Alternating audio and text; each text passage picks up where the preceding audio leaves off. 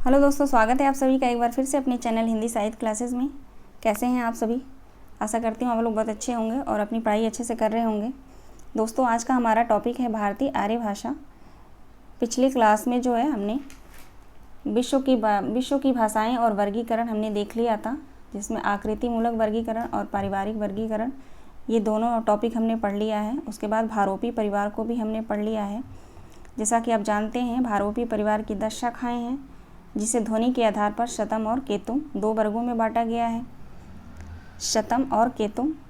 शतम में जो है भारत ईरानी भारोपी आर्य भाषा आता है, और बाल्टो, अर्मेनी और अल्बानी, ये 4 जो है भारोपी परिवार की जो भाषा है वो शतम वर्ग में आते हैं। और केतुम वर्ग में जो है जर्मनिक, केल्टिक, ग्रीक, तोकरी, हिटाइक और इटालिक, ये 6 जो हैं केतुम वर्ग में आते हैं। इसको मैंने पिछले क्लास में जो मैंने बता दिया है, आप लोग ध्यान रखेंगे। अब जो शतम वर्ग है उसमें जो भारत ईरानी जो आर्य भाषा है, भारोपी परिवार है, भारत ईरानी भारोपी परिवार है, शतम वर्ग में जो है पहला है टॉपिक ये। उसको जो लेकर डॉक्टर ग्रियर्सन ने भारत ईरानी के जो है 3 उपवर्ग उल्लेख किए हैं।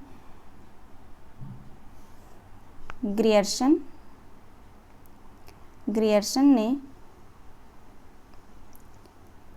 3 उपवर्ग बताया है। पहला है ईरानी, दूसरा है दरद, तीसरा है भारतीय आर्य भाषा। ठीक है। ग्रियर्सन के अनुसार जो है भारत ईरानी भारोपी परिवार को 3 उपवर्ग बताया है ग्रियर्सन ने। पहला है ईरानी, दूसरा है दरद, तीसरा है भारतीय आर्य भाषा।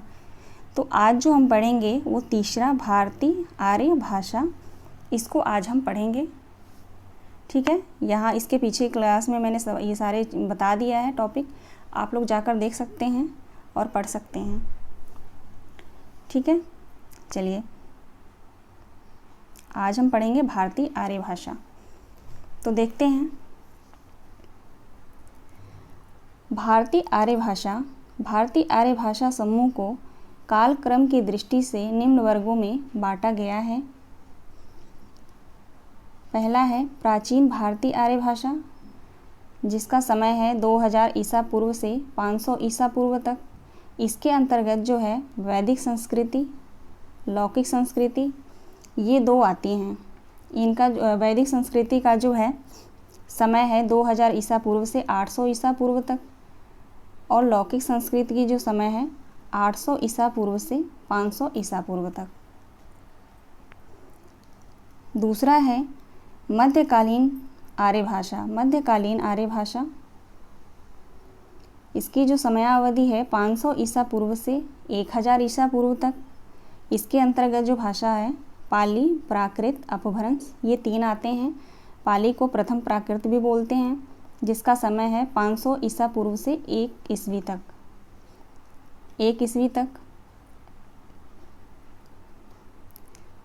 दूसरा है प्राकृत, इसके जो समय है 1 ईस्वी से 500 ईस्वी तक। तीसरा है अपभ्रंश, तृतीय प्राकृत भी इसको बोलते हैं। इसका जो समय है 500 ईस्वी से 1000 ईस्वी तक। ठीक है। ये जो है मध्यकालीन आर्य भाषा के अंतर्गत ये तीनों आते हैं। तीसरा है आधुनिक आर्य भाषा। इसका जो समय है 1000 से अब तक। ये भारतीय आर्य भाषा के जो हैं 3 भाग हैं। इसके 3 वर्गों में इसको बांटा गया है। प्राचीन भारतीय आर्य भाषा, मध्यकालीन भारतीय आर्य भाषा और आधुनिक भारतीय आर्य भाषा। हम जो आज पढ़ेंगे वो है भारतीय आर्य भाषा के अंतर्गत हमारा जो आज का टॉपिक है प्राचीन भारतीय आर्य भाषा, जिसका समय है 2000 ईसा पूर्व से 500 ईसा पूर्व तक। ठीक है। इसको मैंने एक ही टॉपिक लिया है क्योंकि बहुत बड़ा है ये। अगर तीनों मैं एक ही वीडियो में लेती हूँ तो कन्फ्यूज़न होगा, पढ़ने में दिक्कत होगी, याद नहीं होगा। इसलिए अलग अलग इसको मैंने डिवाइड किया है। आज की जो क्लास में जो है हमारा बस यही टॉपिक रहेगा, प्राचीन भारतीय आर्य भाषा, जिसका समय है 2000 ईसा पूर्व से 500 ईसा पूर्व तक। इसके अंतर्गत हम वैदिक संस्कृत को देखेंगे और लौकिक संस्कृत को देखेंगे। ठीक है, चलिए हम चलते हैं प्राचीन भारतीय आर्य भाषा। देखिए आज का जो है हमारा टॉपिक प्राचीन भारतीय आर्य भाषा।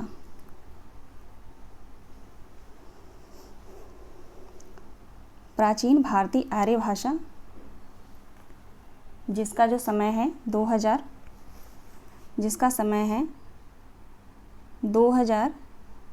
ईसा पूर्व से 500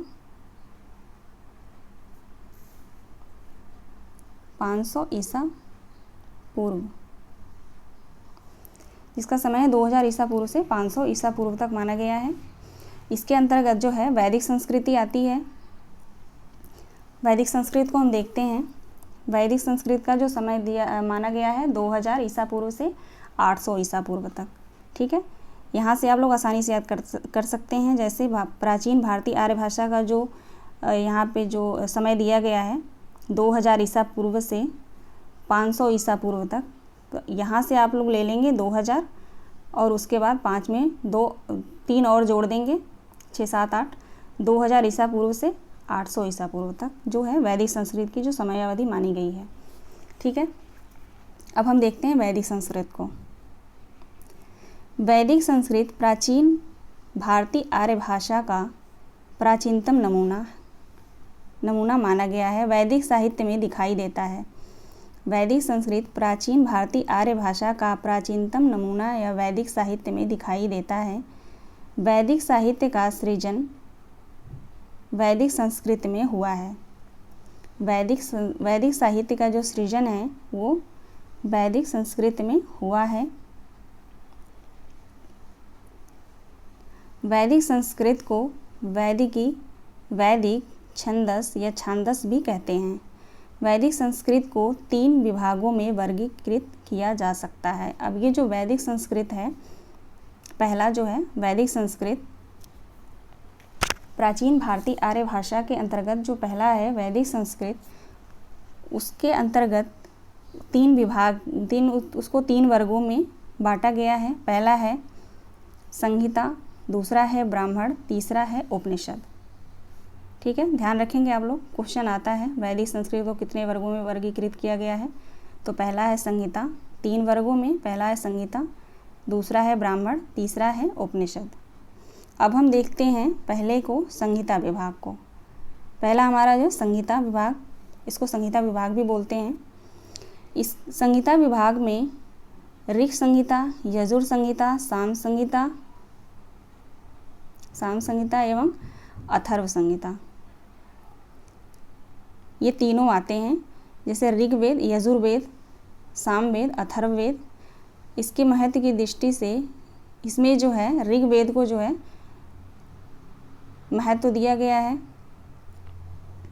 ठीक है, संहिता विभाग के अंतर्गत ऋग्वेद, यजुर्वेद, सामवेद, अथर्ववेद, ये चारों वेद आते हैं। जिसका सबसे ज़्यादा महत्व माना गया है वो है ऋक् संहिता यानी ऋग्वेद को। अब हम देखते हैं इसके अंतर्गत, अब ये जो हमारा पहला था संहिता विभाग, संहिता विभाग में जो है ये चारों वेद आते हैं। अब इन चारों वेदों में ऋग्वेद को देखते हैं। ऋग्वेद में क्या क्या है।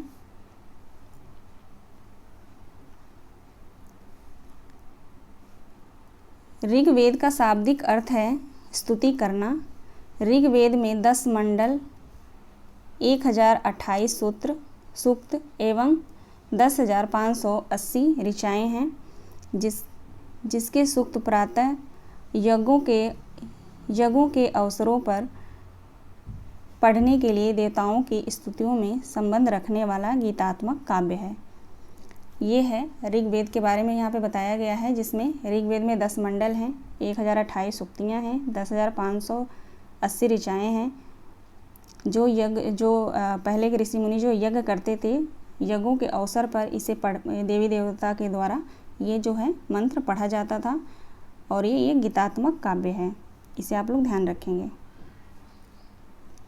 अब हम आते हैं यजुर्वेद पे। यजुर्वेद को भी देख लेते हैं। यजुर्वेद में यज्ञों में कर्म कांड में प्रयुक्त मंत्र पद्य एवं गद्य दोनों रूप में संग्रहित हैं। यजुर्वेद संहिता कृष्ण एवं शुक्ल इन दो रूपों में सुरक्षित है।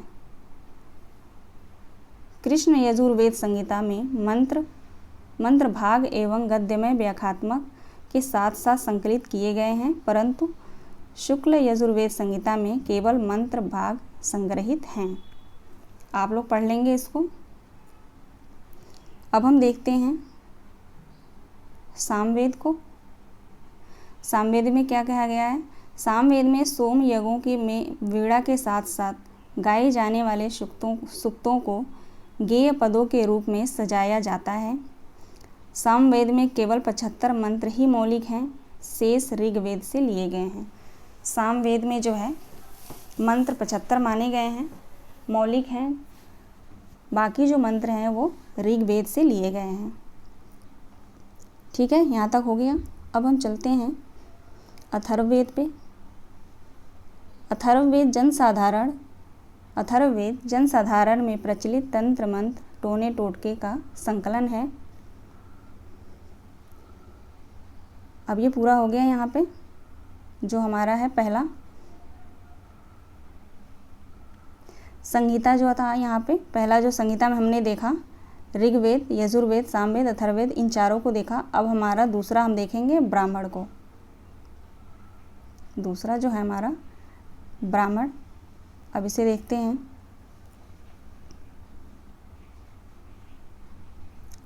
ब्राह्मण भाग में कर्म कांड की व्याख्या की गई है। ब्राह्मण भाग में जो है कर्म कांड की व्याख्या की गई है।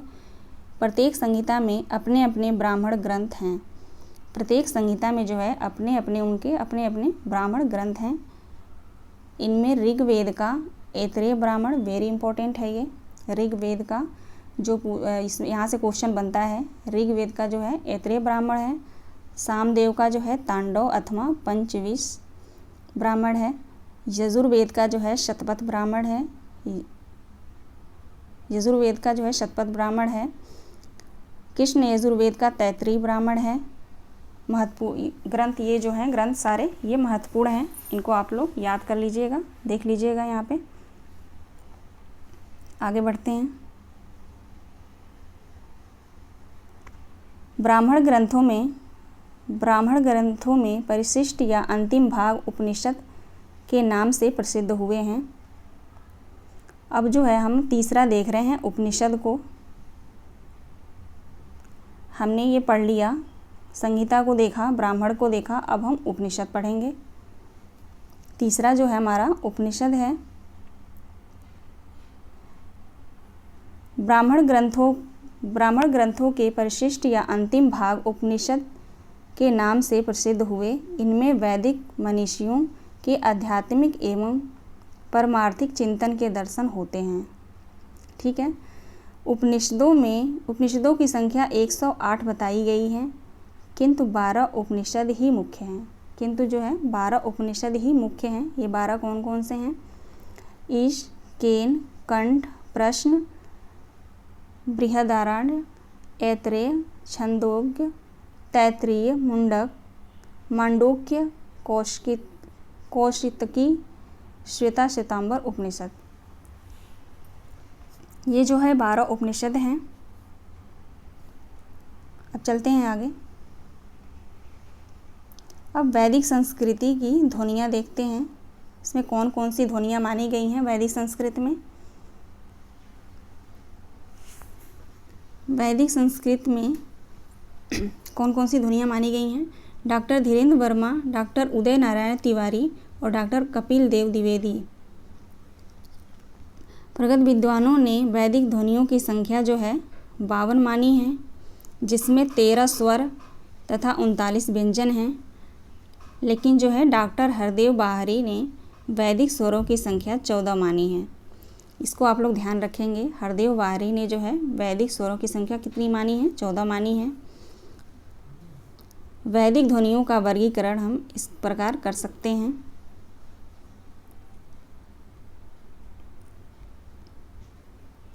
अब यहाँ देखते हैं वैदिक जो स्वर हैं, वैदिक स्वर की संख्या 13। मूल स्वर जो हैं अ, आ, ई, उ, री बड़ी री। संयुक्त स्वर हैं ए, ओ, ए, औ। ठीक है, आप लोग इसको ध्यान रखेंगे। अब हम देखते हैं वैदिक संस्कृति की विशेषताएं।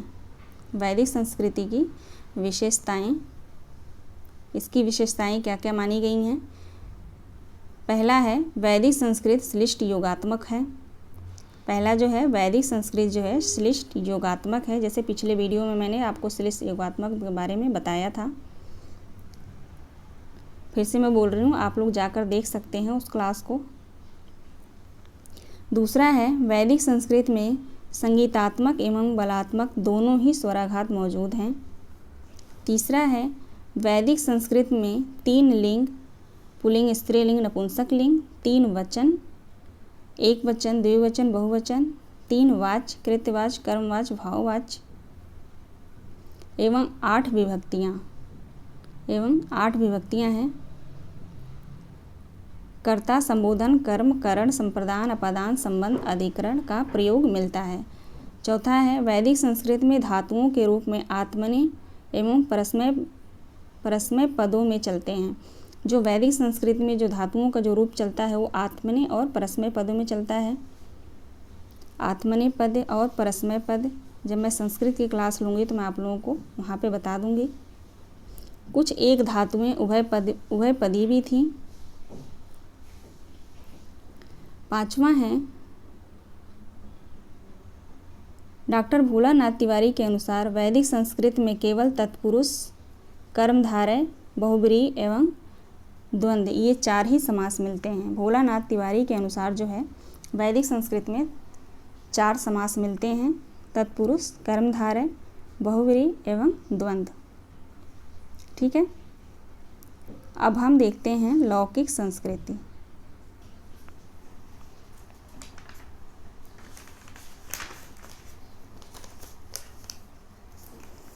हमारा जो दूसरा है लौकिक संस्कृत, इसको भी देख लेते हैं, थोड़ा सा ही है ये।